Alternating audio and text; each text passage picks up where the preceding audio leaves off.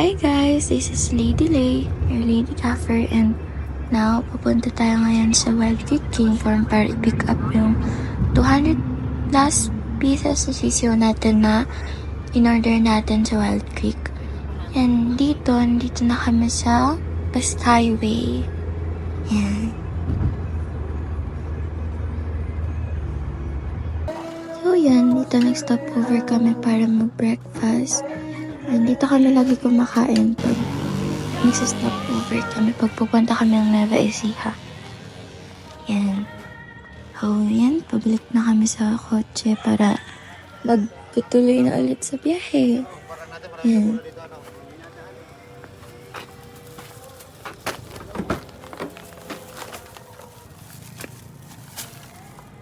Mommy.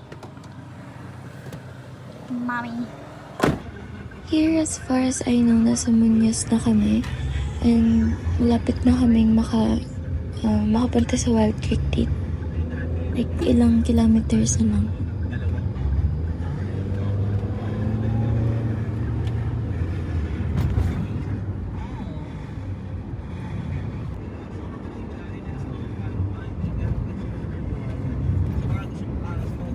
Dami sibuyas, bawang.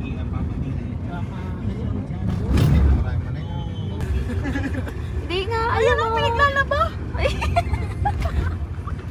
Meron ko po sa TikTok. Yung isa nagwawalis eh. Bili na naman.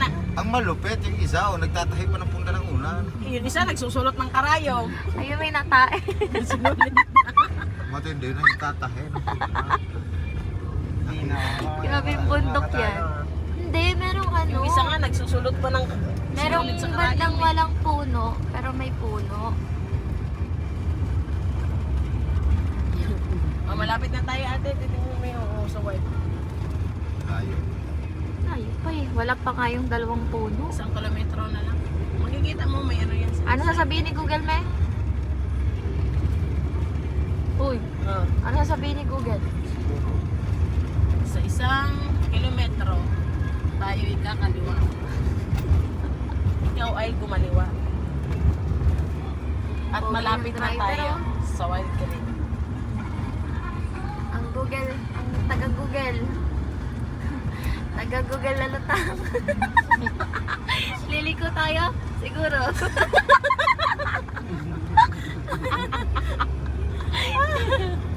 Eh, ganda na Wala akong tulog. Makapunta lang sa Wild Creek. Alam nyo ba yon? Daway tayo sa Wild Ano namin Creek. talagang Wild Creek.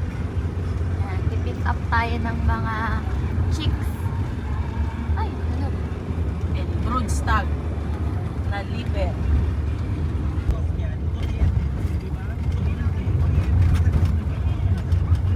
Tuloy na lang kaya tayo. Umuwi na raw tayo. Andiyan na eh. Dito na kami. Wild Creek Game Farm. Dito na kami.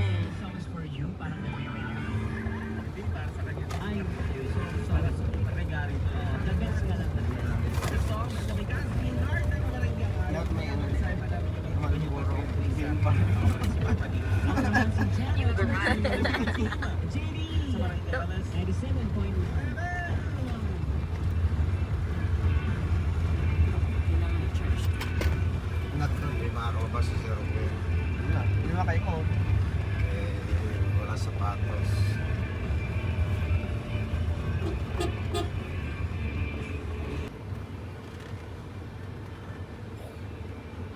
Uy, nasa sidecar natin oh. Sikat talaga yan kasi. Tara. Wow. Talagang kahit araw-araw ako bumalik dito. Kung malapit lang to, araw-araw ako dito. Oh, ba't pinabuldos na mo? Sabi ko, huwag niya mo ng buldos eh. Pinabuldos na agad eh. Yun, aking gray. Ayan. Saan kayo? Ba nagkaroon ginanda mo? At dinilig yan. Ayan ang sasakyan ni boss. Oh. Katulad ng gusto kong sasakyan.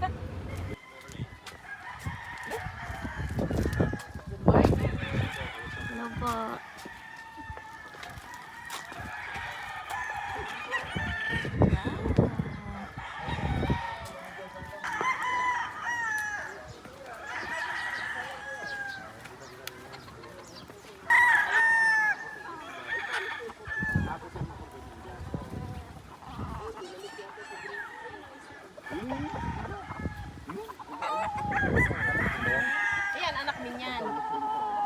Ito yung inaano ko kay Mergertos. Alin? Yan, anak na yan. Oo, anak mo. Anak na yung pagkakas.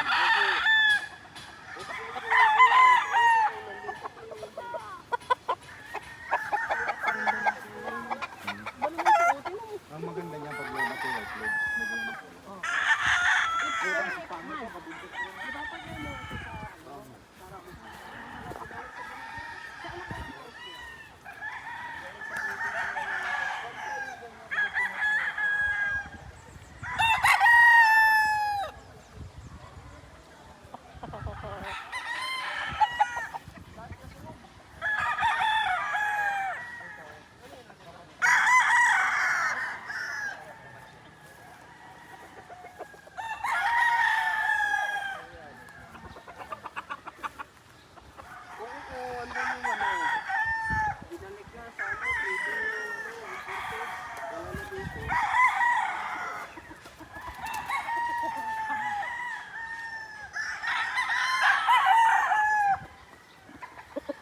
Daddy.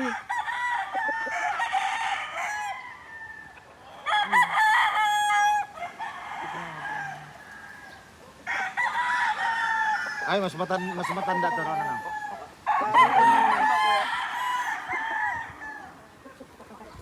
Uy, Mami. Mami. Ang usapan sisiw, pick up. Bakit namimili ng manok? Ha? Mami. Hoy, lumihing ka dito. Kausapin mo kami. Ang usapan sisiw. Bakit namimili ng mga manok? Napapa-shopping kami sa Wild Creek.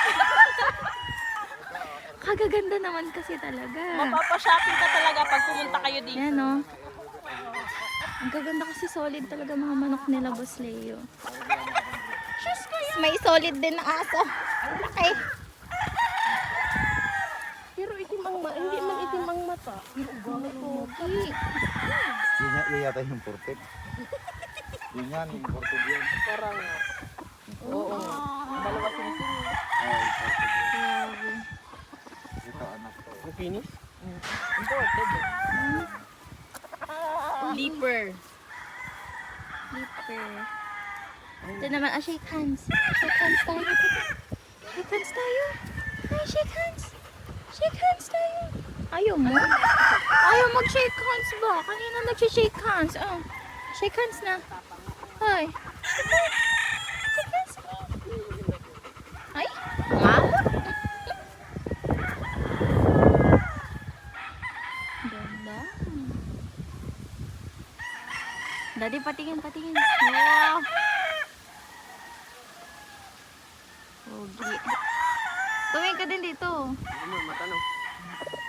Ano, maganda ito. Ano to, parang winner na ito. Oh, ano yan, Han? Ayan, oh. May, ano, Yan, ano to, katulad sa atin to, ano to, early bird. din yata yan. Early bird.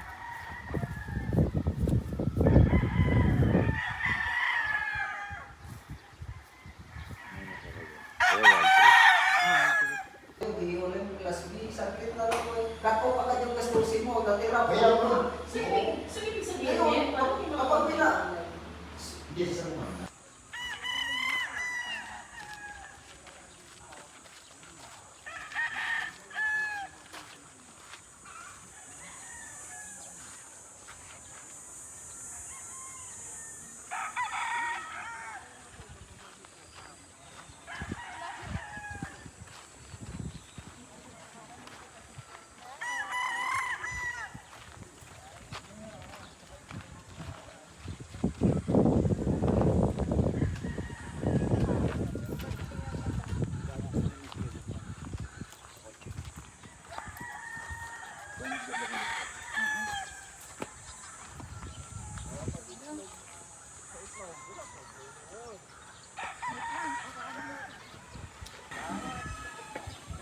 Okay.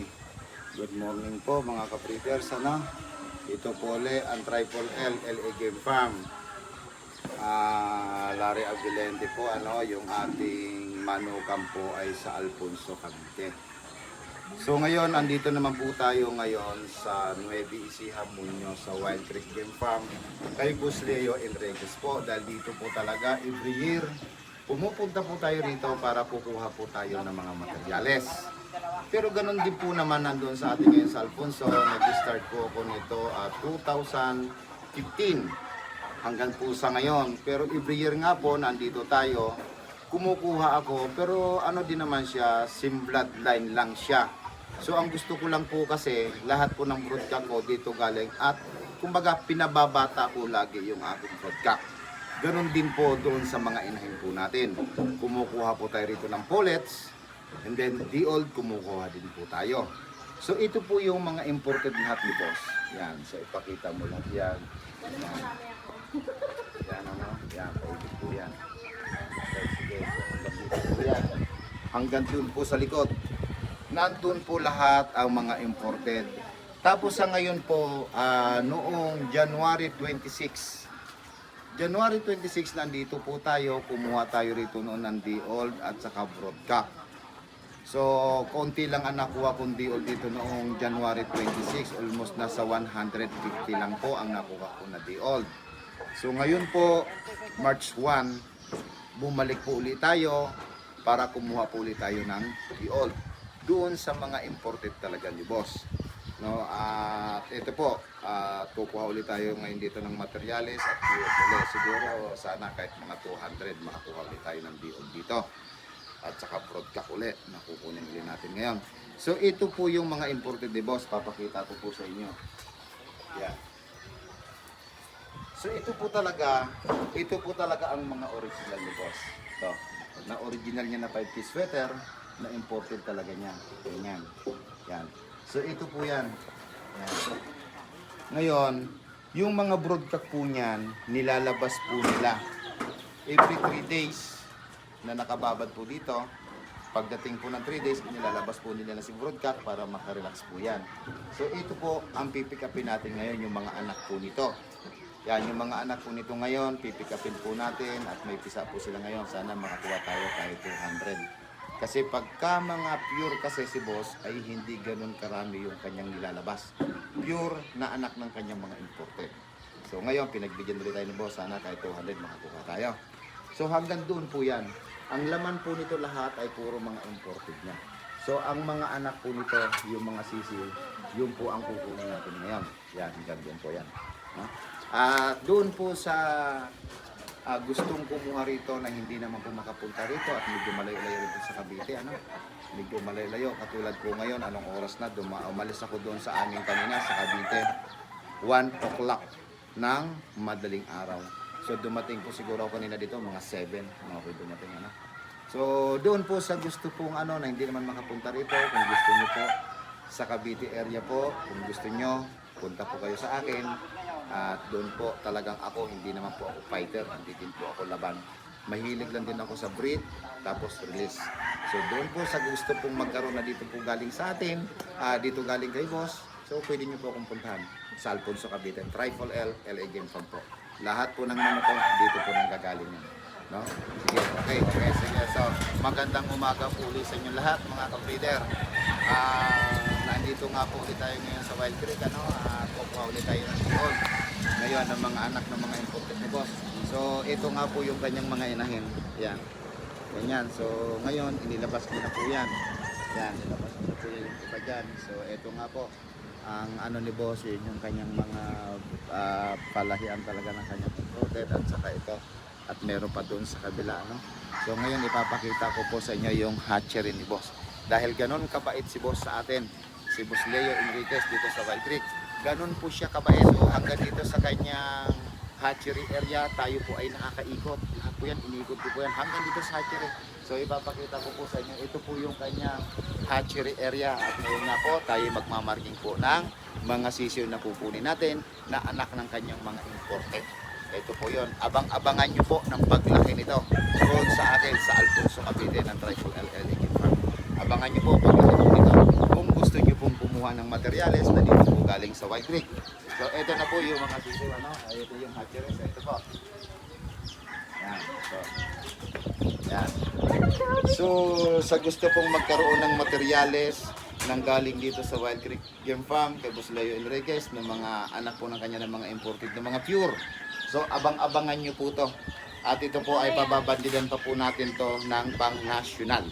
Ito po, so abang-abangan nyo po sa gusto magkaroon ng materyales na galing dito kay boss. At ito naman po, ako lang ang magpapalaki at i-release ko din po yan. Yan.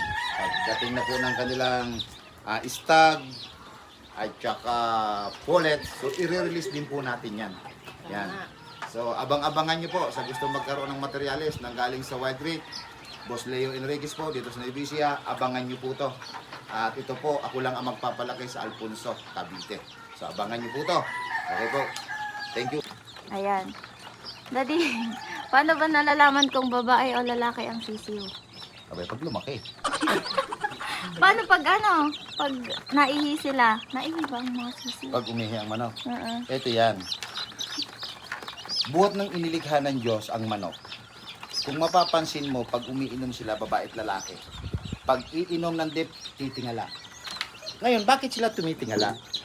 Kasi talaga sila nakikiusap sa tadhana kung kailan sila makakaihi. Nagdadasal. Kung kailan doon sila pwedeng umihi. Yun, hanggang sa ngayon, hindi pa sila pinagbibigyan. Kaya hanggang sa ngayon, hindi pa naihi ang manok. Sinasama pa sa dumi. So, nasagot ko, tanong mo. Kala ko naihi ang mga Dahil. Yun ang dahilan. Bakit bawat inom sila tumitingala? Yung palang kwento nun. Oo. Kung bakit sila tumitingala.